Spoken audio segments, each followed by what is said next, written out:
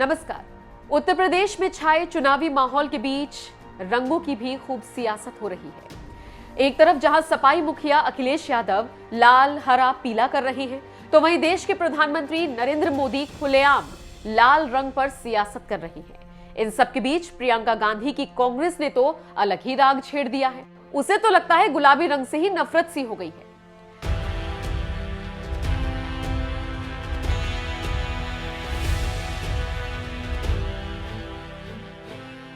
जिस कांग्रेस को जिताने के लिए प्रियंका गांधी ने लड़की हूं, लड़ सकती हूं का नारा दिया, इस नारे वाले पोस्टर में गुलाबी रंगों को जगह दी गई। फिर उसी गुलाबी रंग को देखकर कांग्रेस चिढ़ क्यों रही है? जी हां, दरअसल इन दिनों पीएम मोदी के संसदीय क्षेत्र वाराणसी में इमारतों को गुलाबी रंगों में रंगा जा रहा है। इसी कड़ी में मैदागिन इलाके में स्थित कांग्रेस के कार्यालय को भी गुलाबी रंग से रंग दिया गया, जिससे सभी इमारतें एक रंग की दिखाई दी और दिखने में भी खूबसूरत लगी। लेकिन कांग्रेस को लगता है इस पर भी आपत्ति होने लगी है। तभी तो वाराणसी में कांग्रेस नेताओं ने इसका विरोध किया। कांग्रेस महानगर अध्यक्ष राघवेंद्र चौबे ने इस मामले पर कहा, कार्यालय का रंग बदलने से पहले कांग्रेस के लोगों से पूछा क्यों नहीं गया? हर नाजायज काम पर हमारा विरोध है। अगर भवनों का रंग बदलने से इस देश और प्रदेश में गरीबी, भ्रष्टाचार, बेरोजगारी, भुखमरी और महिलाओं का उत्पीड़न रुक जाए तो हमारा पूरा समर्थन है कि मोदी जी और योगी जी जैसा चाहे वैसा रंग कराएं। राघवेंद्र चौबे, अध्यक्ष महानगर कांग्रेस कमेटी। बात करें राघवेंद्र जी, आप लोगों का विरोध है किन बातों पर है? नहीं, हमारे कार्यालय को, हमारा जो आज़ादी के पहले का कार्यालय है मैदागिन, जो आज भवन में चलता है, उसको भी सरकार और प्रशासन द्वारा गुलाबी रंग में करा दिया गया कि हमारा, और उस सबसे बड़ी बात है कि ना हमको बताया गया, ना हमको विश्वास में लिया गया, ना हमारा कोई समर्थन इस तरह के कार्य। हमारा हर नाजायज काम पे हमारा विरोध है। अगर गुलाबी, पीला, हरा, नीला करने से अगर इस देश में, इस प्रदेश में भुखमरी, बेरोजगारी और भ्रष्टाचार, महिलाओं का उत्पीड़न रुक जाए तो मेरा पूरा समर्थन है कि आदरणीय योगी जी और मोदी जी जिस कलर को चाहे।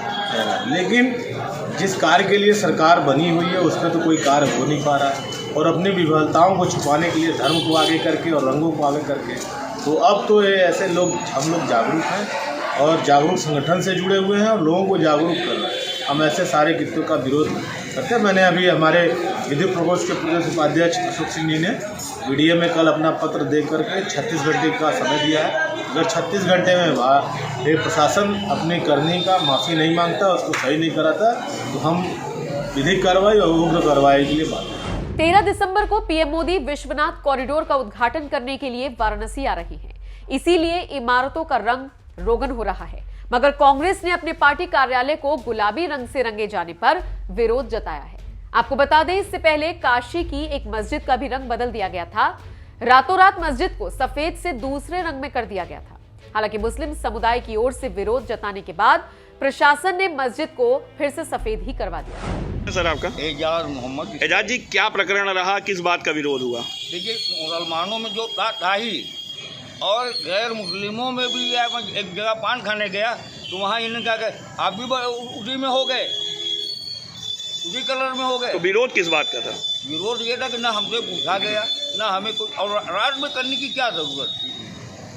अगर कोई काम करना ही है, दिन में करते, पूछ लेते क्या किया जाए, क्या नहीं किया जाए, तो मामला हल हो जाता। तो प्रशासन तो कह रहा है गेरुआ रंग है ही नहीं। नहीं, प्रशासन के कहने से हम नहीं मानेंगे। ये डिक्टेटरशिप ही और है। मतलब मान रहे गेरुआ है, मैसेज वही गया। मैसेज वही गया। अब क्या हो रहा है? अब वाइट हो रहा है, अच्छी चीज़ है। प्रशासन मान गया ताकि क्या नाम कोई विवाद ना हो पाए। ये गंगा जमुनी तहजीब है, गंगा जमुनी तहजीब में सब लोग आपस में भाई भाई मिल के क्या नाम रहें।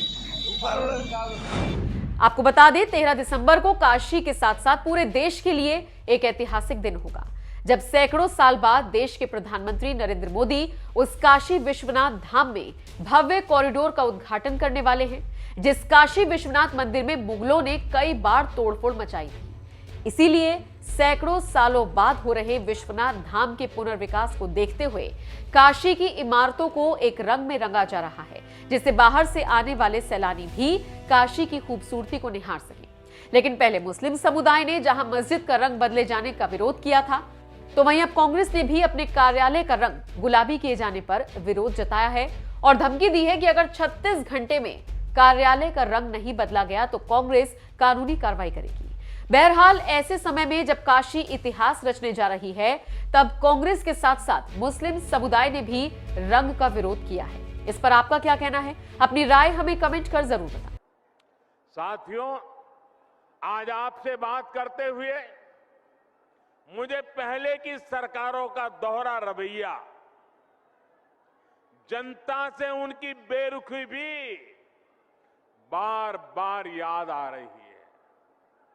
मैं इसका जिक्र भी आपसे जरूर करना चाहता हूं। सब जानते थे कि गोरखपुर का फर्टिलाइजर प्लांट इस पूरे क्षेत्र के किसानों के लिए, यहां रोजगार के लिए कितना जरूरी था, लेकिन पहले की सरकारों ने इसे शुरू करवाने में कोई दिलचस्पी नहीं दिखाई। सब जानते थे कि गोरखपुर में एम्स की मांग बरसों से हो रही थी, लेकिन 2017 से पहले जो सरकार चला रहे थे, उन्होंने एम्स के लिए जमीन देने में हर तरह के बहाने बताए। मुझे याद है जब बात आर्या पार की हो गई, तब बहुत बेमन से, बहुत मजबूरी में पहले की सरकार द्वारा गोरखपुर एम्स के लिए जमीन आवंटित की गई थी। साथियों, आज का ये कार्यक्रम उन लोगों को भी करारा जवाब दे रहा है जिन्हें टाइमिंग पर सवाल उठाने का बहुत शौक है। जब ऐसे प्रोजेक्ट पूरे होते हैं तो उनके पीछे बरसों की मेहनत होती है, दिन रात का परिश्रम होता है। ये लोग कभी इस बात को नहीं समझेंगे कि कोरोना के इस संकट काल में भी डबल इंजन की सरकार विकास में जुटी रही, उसने काम रुकने नहीं दिया। मेरे प्यारे भाइयों बहनों, लोहिया जी, जयप्रकाश नारायण जी के आदर्शों को, इन महापुरुषों के अनुशासन को ये लोग कब से छोड़ चुके हैं। आज पूरा यूपी भली भांति जानता है कि लाल टोपी वालों को लाल बत्ती से मतलब रहा है। उनको आपके दुख तकलीफ से कोई लेना देना नहीं है।